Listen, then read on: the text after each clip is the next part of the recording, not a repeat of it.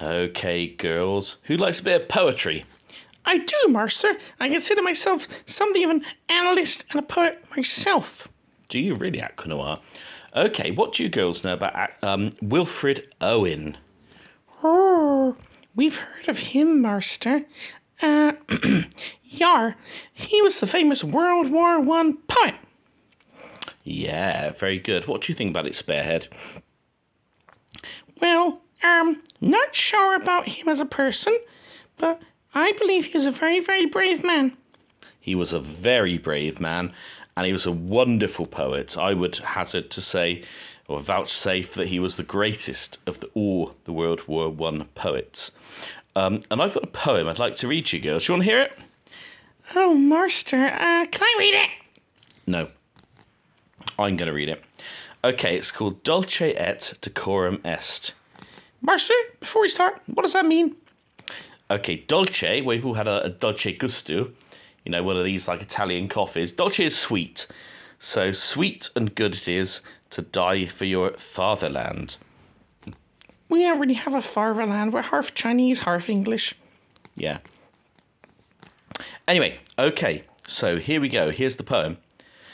Bent double like old beggars under sacks.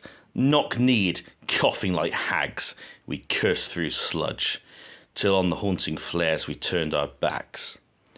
And towards our distant rest began to trudge. Men marched asleep, many lost their boots, but limped on bloodshod. All were lame, all blind, drunk with fatigue, deaf even to the hoots of tired, outstripped 5 9s that dropped behind. Gas! Gas! Quick, boys! An ecstasy of fumbling, fitting the clumsy helmets just in time. But someone was yelling out and stumbling, and floundering like a man in fire or lime. Dim through the misty panes and thick green light, as under a green sea I saw him drowning. In all my dreams, before my helpless sight, he plunges at me, guttering, choking, drowning.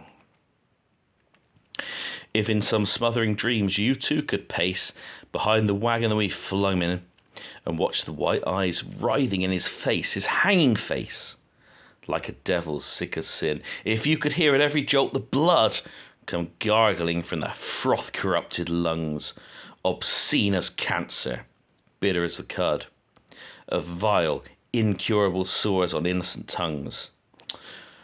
My friend, you would not tell with such high zest to children ardent for some desperate glory. The old lie. Dulce et decorum est, pro patria mori.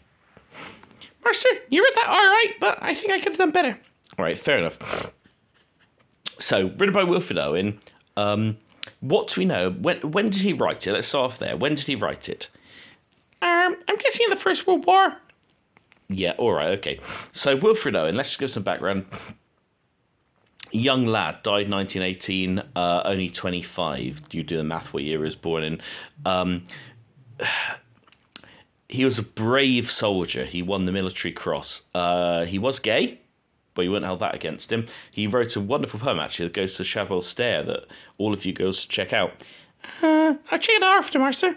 Yeah, and many think that's, talking about his homosexuality.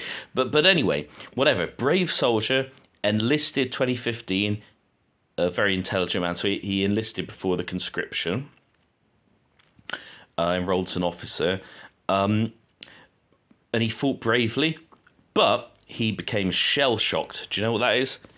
Master, we know a little about cramps. Does it have something to do with that?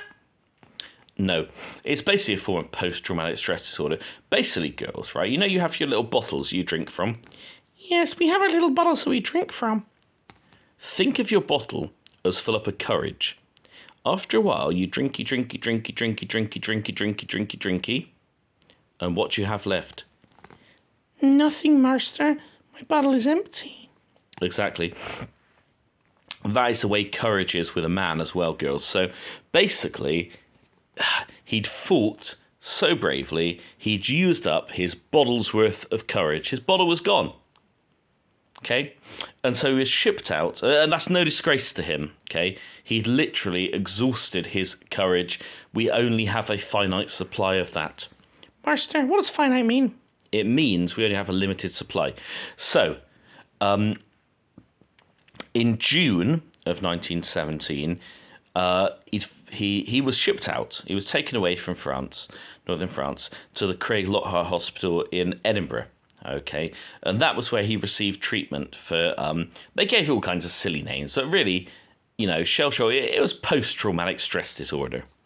What sort of symptoms would this disorder have, Master? Oh, goodness knows. It was everything. Your whole nervous system was shot. Your whole personality, your whole psychology, everything was shot. You'd jump under the table if there was a little pop coming from outside the house. You'd be shaking uncontrollably, maybe. We're not built for murdering other humans and being under constant threat of murder. That's not how we are made. And all of those, you can imagine all the adrenaline, the cortisol, all these things coursing around your veins day after day after day after day. It does you harm, Master. Exactly, yeah. Not to mention a psychological impact just on the brain itself. But anyway, he was there. 26th of June, 1917. Who does he meet? Master Sarsoon! Siegfried Sarsoon! Yeah. Now, you girls are half German, half Chinese, half English. What does Siegfried mean? Sieg is joy. No, it's victory. No, Sieg. Joy and victory? I don't know, something like that. Yeah, I believe Siegfried means joy and victory, which is somewhat ironic. But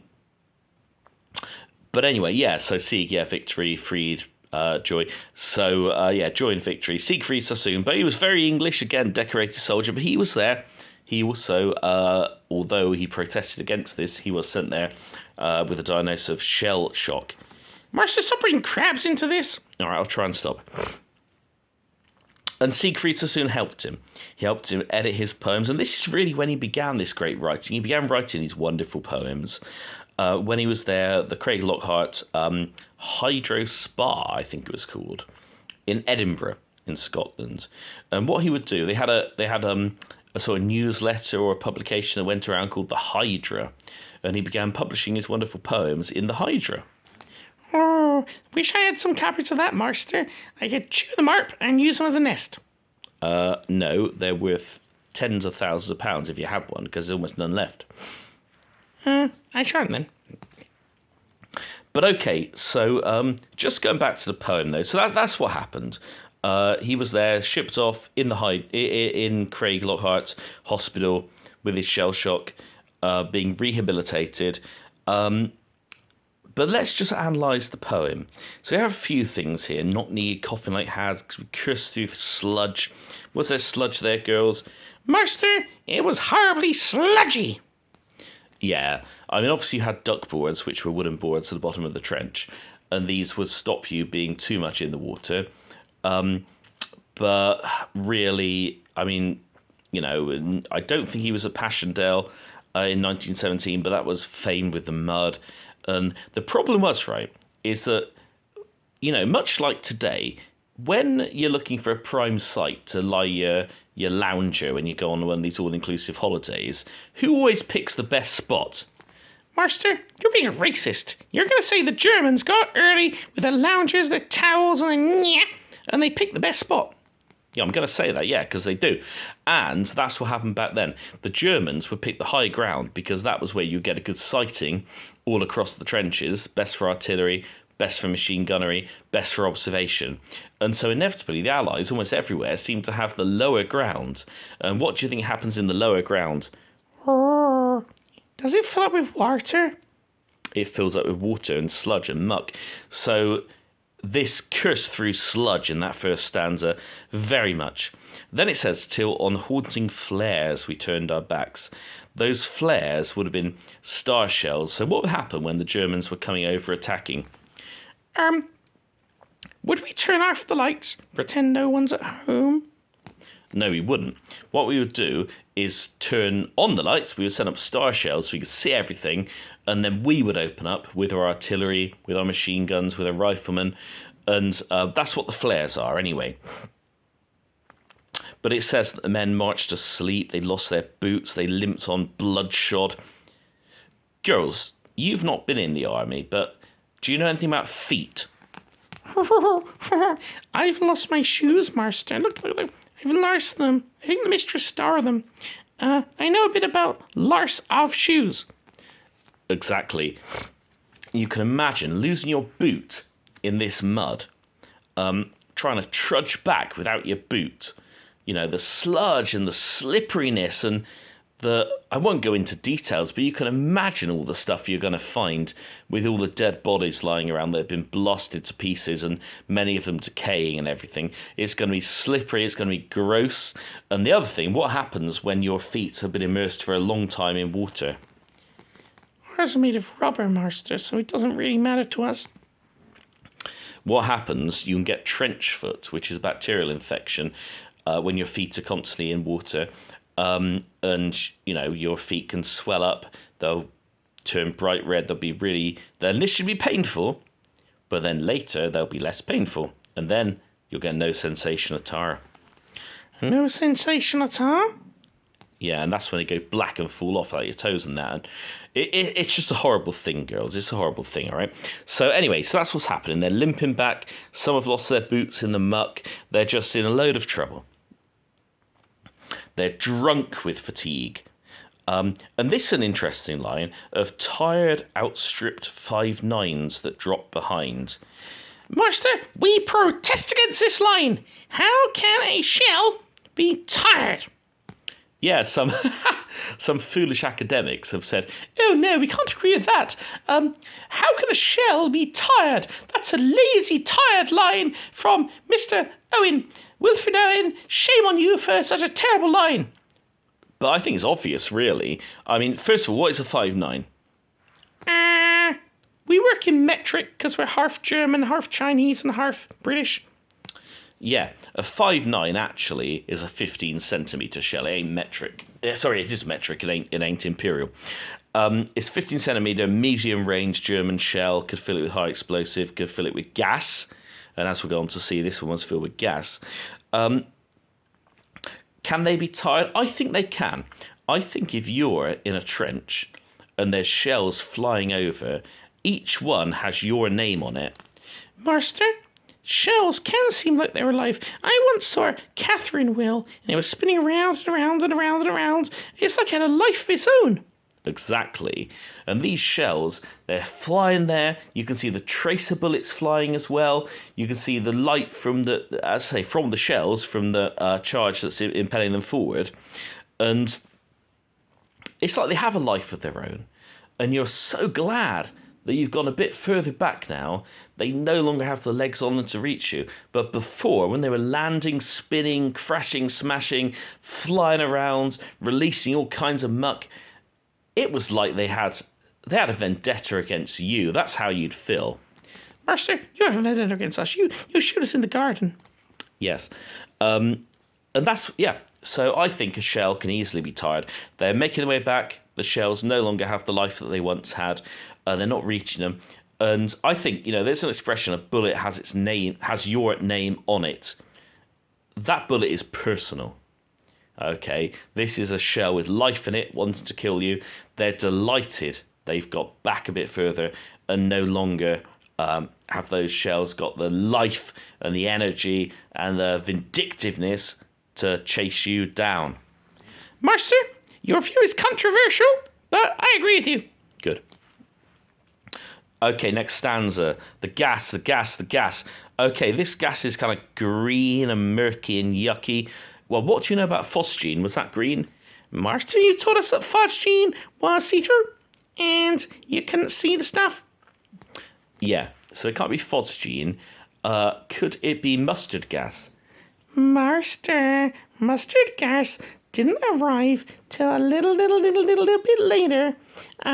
In July 1917. Master Wilfred Owen left in June or earlier. Very good. So it can't be mustard gas because that wasn't around when Wilfred Owen was on the front. So I would hazard this was chlorine gas, and that makes sense with the rest of it. So there's someone stumbling, floundering, and it's this greeny colour. You can just see it a little bit. And why is he described as drowning? Oh, master. When you get the chlorine into your lungs, it's a vesicant. It's an alkylating agent that causes big blisters in your lung, makes your lung fill up with fluid, pulmonary edema, and you're going to drown. Yeah, so you breathe that stuff in. If you stay in it too long, your lungs will literally fill up with fluid. They won't be able to do gas exchange, and you will suffer drowning. It's a horrible thing. Oh, master, please, can you move on? It's a bit yuck. Okay, yeah, fair enough. So, yeah, that's what's happening in the second stanza with the gas. And all my dreams for the helpless sight, he plunges at me, guttering, choking, drowning. Is guttering the right word? Guttering is what you have in your house to drain the water. It is. But I think here it's what we call onomatopoeia. Do you know what that is? Oh, it's when something sounds like what it is, like would be like a. Yeah, all right, fair enough. Yeah, so it's when it sounds like what it is. So I think the guttering is literally guttering. They're choking in their throat. Horrible thing. So with that stanza, yeah. Oh, through the misty panes. What are those misty panes? Master, would Master Owen have put on a gas mask to protect himself? Yeah, this was a big point. It's a big reason for blending in gas shells along with the high explosive and the shrapnel, is that as long as you're firing off some gas shells, all of the other troops have to stick on their gas masks, and that is going to obscure their vision. It's going to make them much clumsier, much harder to breathe.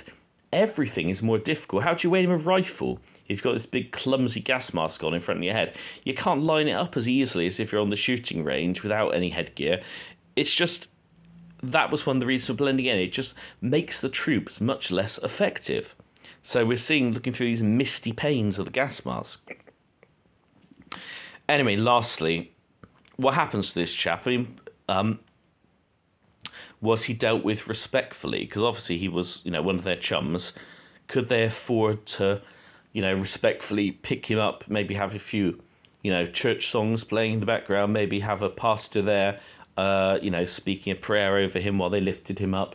Could they deal with his body with the usual respect that we have in peacetime? Master, they flung me in a wagon! Yeah. Yeah, behind the wagon that we flung him in, it says.